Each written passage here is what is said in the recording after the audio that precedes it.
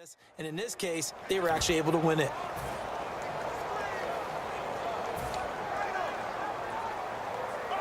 Ten yards to go on third.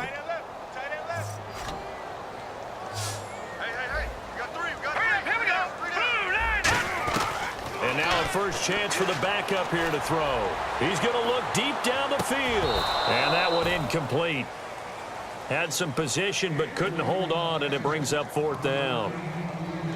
Well, they went for the big play there, but that drop could really hurt their momentum.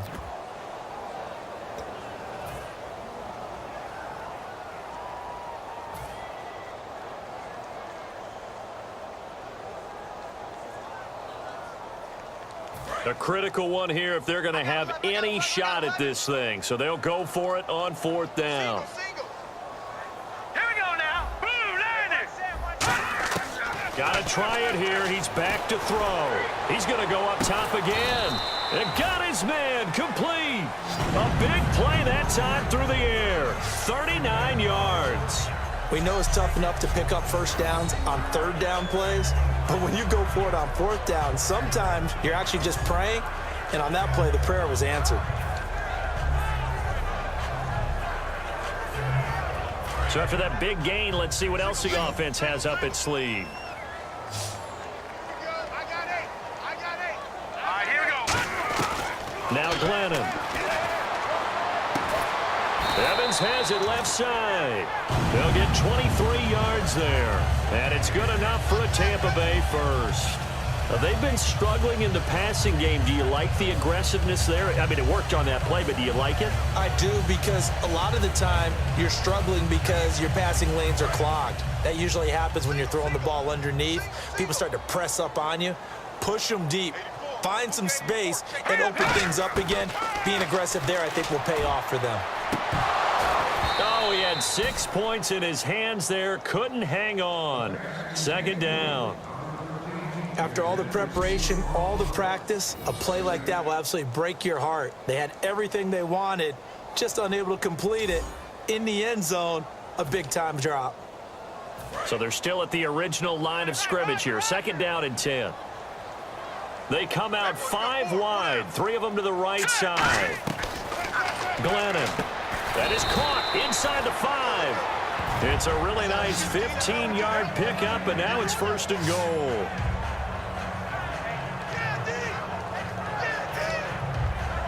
And they'll try to squeeze in one more play here before the 2-minute warning. Now hold everything here. We're going to get a timeout by the offense. It's just their first. They'll be down to 2 remaining as we step aside here in the fourth quarter.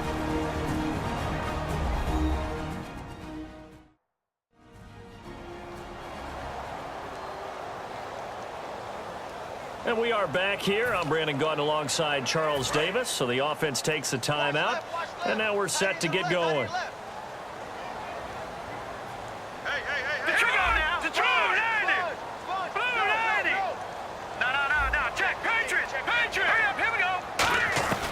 Back to throw again. Into a double team, and it's intercepted. Weaving through traffic, and now he's free. He's at the 50, the 40, 30. And a terrific return as he takes this thing all the way down near the 20-yard line. Time for a break. Back to finish it off on EA Sports after this.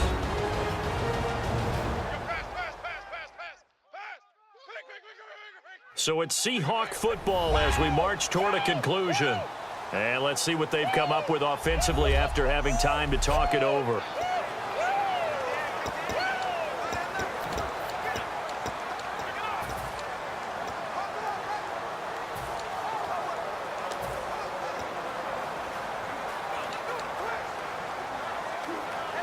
The Seattle now ready to march onto the field. And what is this? They're lining up here to punt on first down. And oh, we've seen it all now. It's a fake. And that'll be incomplete. But remember, crazy situation here you don't see often. Not fourth down yet, so they will keep possession. Well, not only did they try to fake it, they put the ball in the arm of their punter, and it didn't work out. Not the quarterback. No. The punter. Yeah. Risky. And it's so funny because when it works, genius. When it doesn't work, not so smart. Not so genius. In this case, not so genius, but I do admire that he went for it. All right, here we go. Ryan wants to throw it. Oh, you saw that one coming. It's intercepted. Thrown back across his body. Picked off by Jude Ijebarima. Well, they're not making it easy on themselves here down the stretch. 2 picks now in the fourth quarter, trying to hang on to that lead. Talk about keeping someone in the game. Instead of being able to shut the door, it's still cracked open because they can come back on you now. The only people who are really happy about those picks, any fantasy team that has this defense. Here comes the Tampa Bay offense now heading back out onto the field. They've lost this one. Their offense has struggled. Do they try to put together something here at the end just to take into next week? Yeah, sometimes teams want to do that and coaches want to. I remember one time I was on a team and we were losing late in the game like this, and you knew it was lost. It was over, right? And the coach called a running play and pretty much said to everyone, I want to see something executed well before we get out of here. And that was the message to the team. Just something to build on. Just something to build on, get it done, and maybe we can look at that and say, we'll get better as we go forward. Now he'll look to throw here on 2nd and 10. And this one caught by Cameron Braid. A very nice pickup of 33 yards. Now that play will end up on the highlights, and you'll see it all over the place. But what you won't see, the offensive line that bought the extra time, that allowed for the big completion downfield, those guys made that play possible.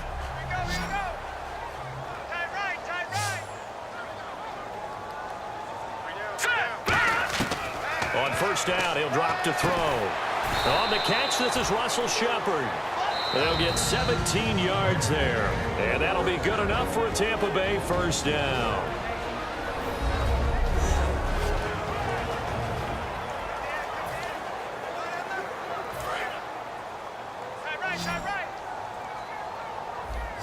They come out 5 wide, 3 of them to the right side.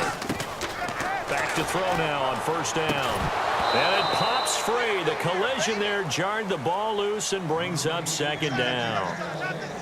We know it's not an easy job to go out and catch passes when people are trying to tackle you and knock the ball away. But the bottom line is, that's a pass he's got to have and a pass he should have caught. 2nd down following the incompletion.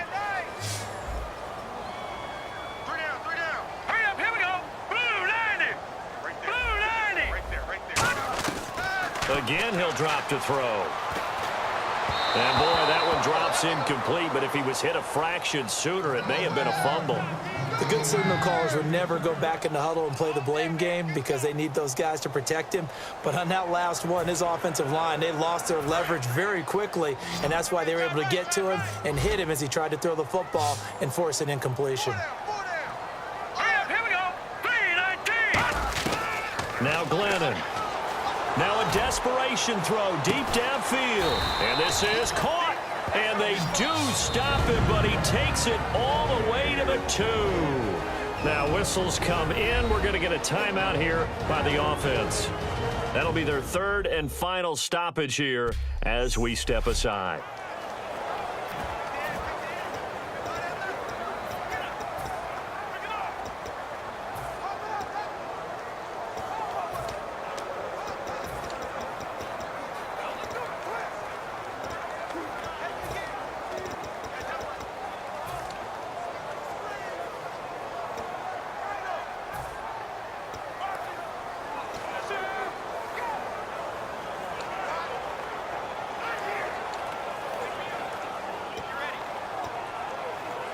And here comes play number 6 on this drive.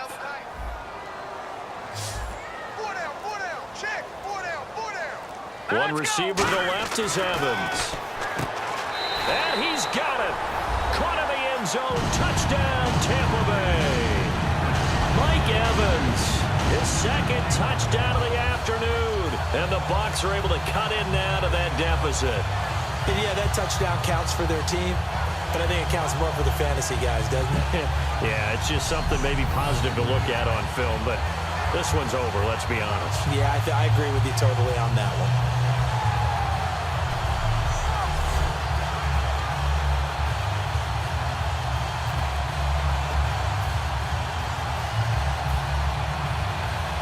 So they're going to go for 2. Double tight. Double tight. We got 4. Here we go now. They'll look to throw. He's got it. So they convert the 2. That keeps their slim hopes alive as we're back to a 2-score game.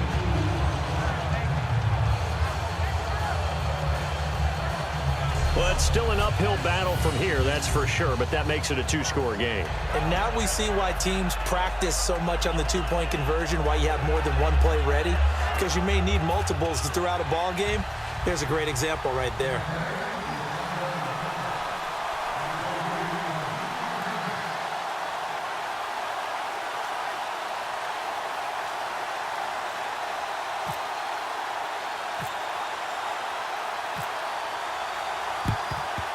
And this is going to be recovered by the hands team. And that should just about put a capper on this one. They knew they needed a miracle. They had to have that onside kick. They didn't get it. Well, as we knew, even before they put the toe to the leather on that one, their chances of getting that done, slim and none.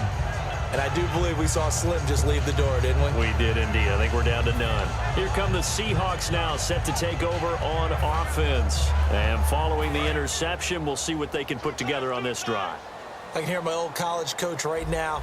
He always used to tell us before every game, the team making the fewest mistakes will win. What they're hoping is that last mistake is their only one of the game. Coaches, that's all they talk about, turnovers, right? Minimizing those and maximizing opportunities. Well, we know he's got the speed there. He needed the speed and the hands. A great catch. And because of that speed, you have to respect it as a defender. So you have to either play off or make sure you're somehow in contact with him, and he's able to do exactly what you said. Use the speed to his advantage and go up and get the football. That's a big-time play right there. They go play action here. And no escaping this time as he'll go down. They got him for a sack. It looks like a loss of right around 11 there on first down to set him back on second.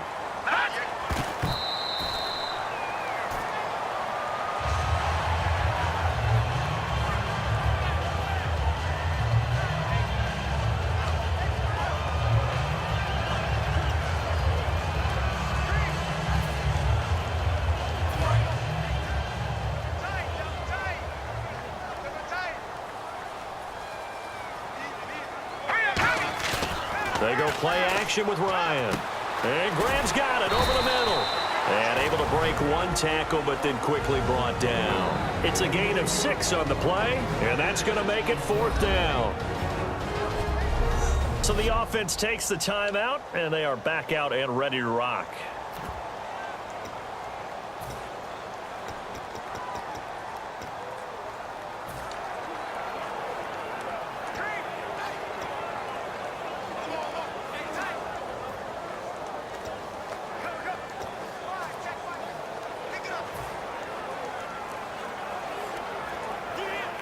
Well, they could just run this clock out, but here is the field goal unit on 4th down. This to make it a 3-score game late.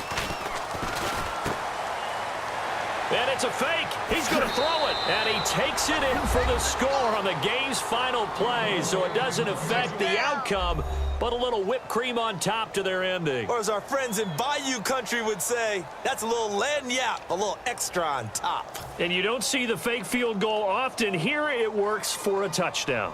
And sometimes you see it called in the biggest stages. How about a couple of years ago, Packers-Seahawks, and the Seahawks trying to rally? Fake field goal helped them win it and go to the Super Bowl.